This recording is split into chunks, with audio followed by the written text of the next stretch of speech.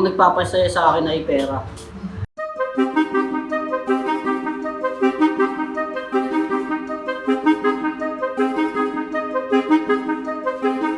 Anong nagpapasaya sa'yo ngayon?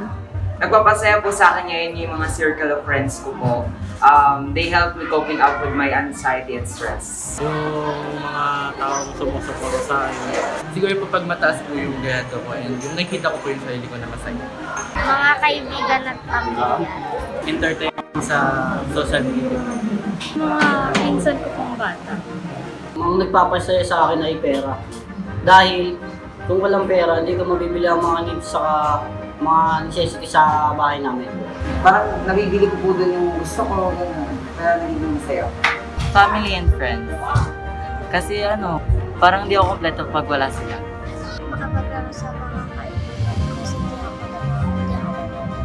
nagpapasaya ko sa akin yung mga kaibigan ko. Pamilya. Hindi sila natutumbasan ng pera.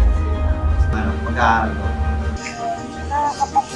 Kapag iniisip ko po yung pangarap ko at yung mga inspirasyon ko, Ano naman yung nagpapalungkot sa'yo ngayon?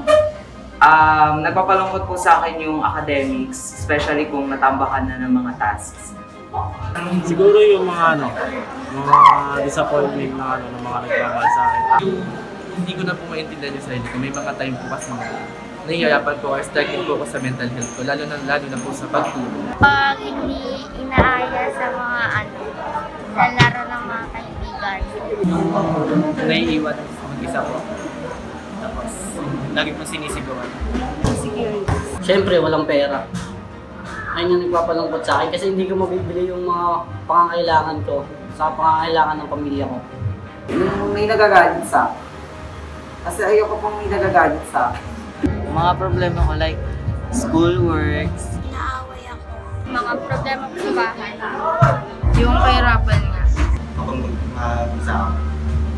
Nangangawi sa akin. kapag iniisip ko yung future ko dahil napapressure po ako ganon, and I think mas kailangan ko pang maghanda sa ngayon para sa aking kinabukasan.